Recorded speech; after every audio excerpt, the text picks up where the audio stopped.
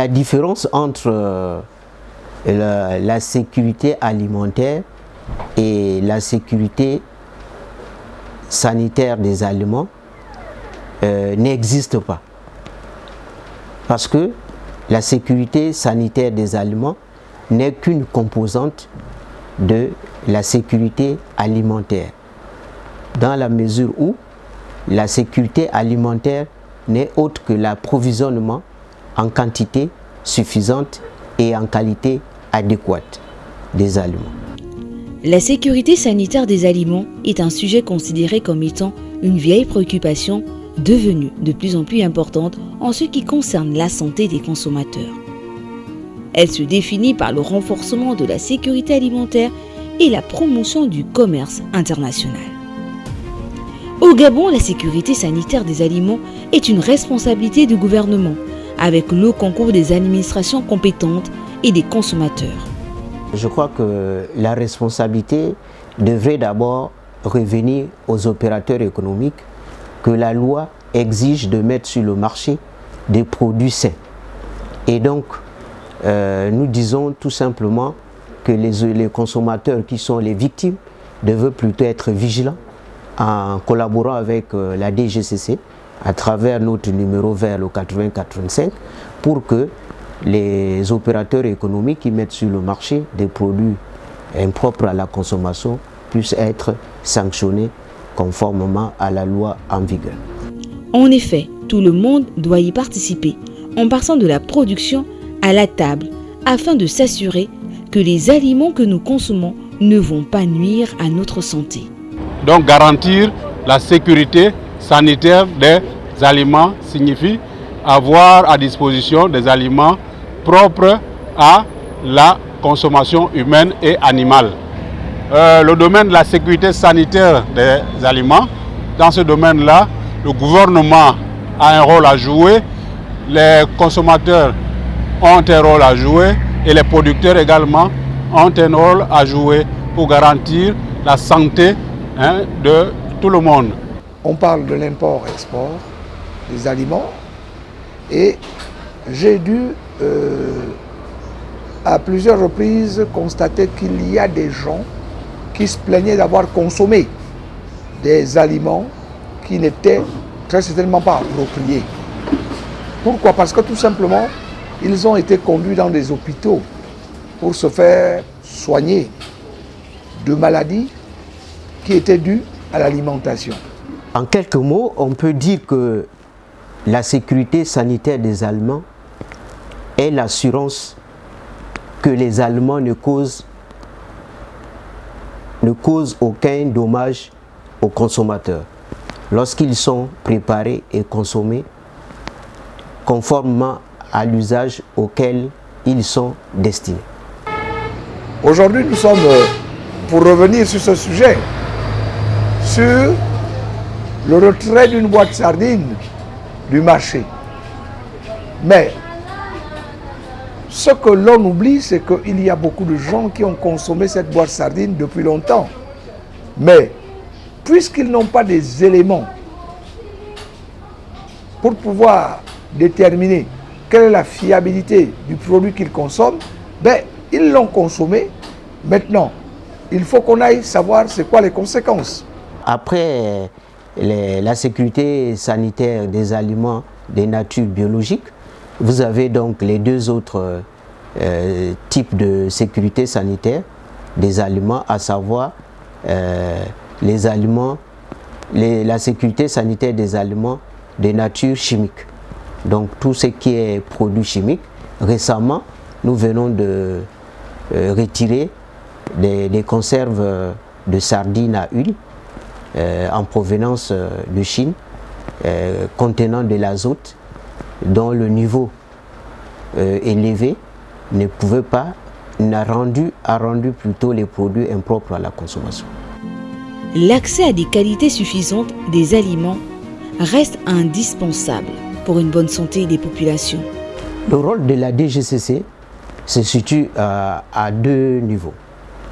Au niveau de l'entrée des produits, nous vérifions que les produits qui rentrent sont des produits sains Et lorsque ces produits arrivent, nous avons une réglementation sur les conditions de transport et de conservation de ces produits qui peuvent altérer la qualité de ces produits. Et là, nous descendons sur le terrain pour vérifier s'il y a eu rupture de la chaîne de froid ou pas. Et lorsque nous avons des soupçons sur la qualité de certains produits, nous passons au prélèvement des échantillons qui sont transmis au laboratoire du contrôle de la qualité de la DGCC pour pouvoir donner des résultats qui parfois sont satisfaisants ou non satisfaisants à la GEM Recherche. À travers le numéro vert, le 8085, nous recevons plusieurs plaintes et certains viennent également déposer des courriers au niveau de la DGCC. Nous pouvons citer par exemple un cas où le consommateur avait consommé de chewing-gum de marque Hollywood où la DLO était dépassée. Et ce consommateur a estimé qu'il a fait une intoxication alimentaire et il fallait donc que la DGCC se prononce. Et comme le cas était déjà au niveau de la santé d'une intoxication alimentaire, la DGCC a conseillé à ce dernier de se rapprocher du tribunal compétent. Rappelons que les maladies d'origine alimentaire sont généralement de nature infectieuse ou même toxique. Elles sont causées par des virus, des parasites ou des substances chimiques qui entrent dans le corps du consommateur par le canal des aliments ayant subi une contamination. Tous les aliments, et on ne peut pas tout dire au cours d'une interview, tous les aliments sont infectés. C'est tout un cours. C'est-à-dire, il y a d'abord la conservation des aliments. On ne peut pas, par exemple, en ce qui concerne les aliments, les produits alimentaires,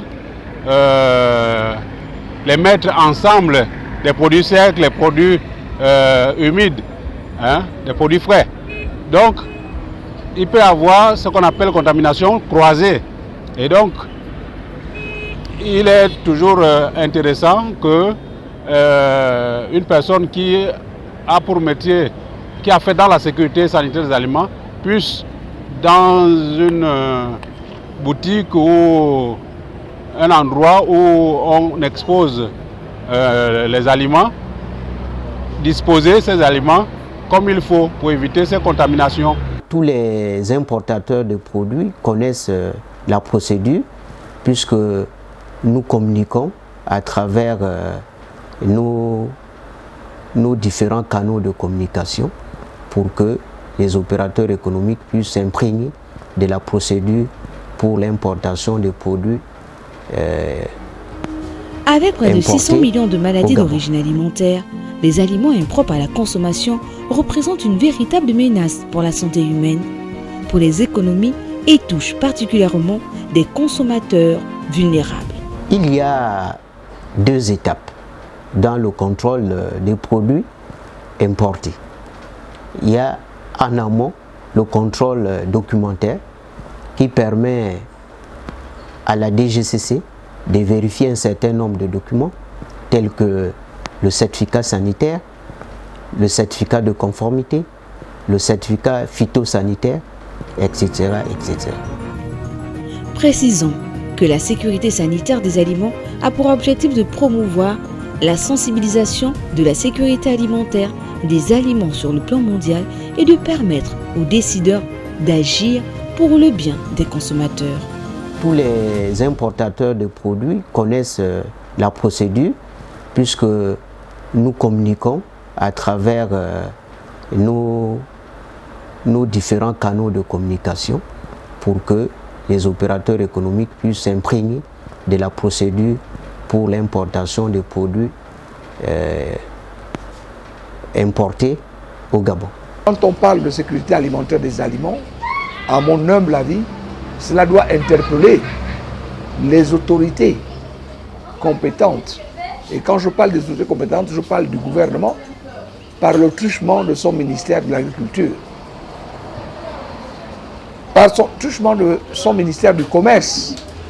Parce que, à mon humble avis, ce sont ces ministères-là qui répondent du problème de la sécurité alimentaire lorsqu'on parle d'un sujet comme celui qu'on évoque actuellement. En ce qui concerne les types de sécurité sanitaire des aliments, nous pouvons les classer en 3 types, en fonction bien sûr de la nature des dangers causés. Vous avez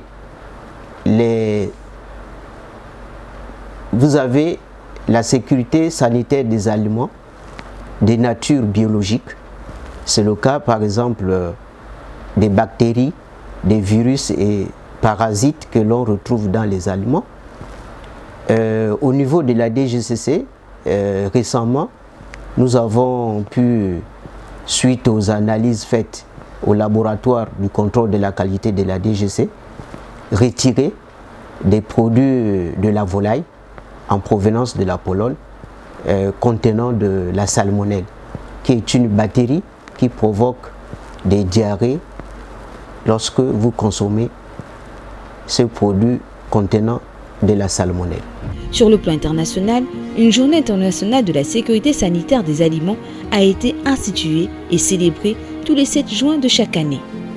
Elle vise à attirer l'attention des gouvernements et des consommateurs et d'aspirer l'action afin de prévenir, de détecter et de gérer les risques d'origine alimentaire relatifs à la santé humaine, à la prospérité économique, à l'agriculture, à l'accès au marché, au tourisme et au développement de nos États.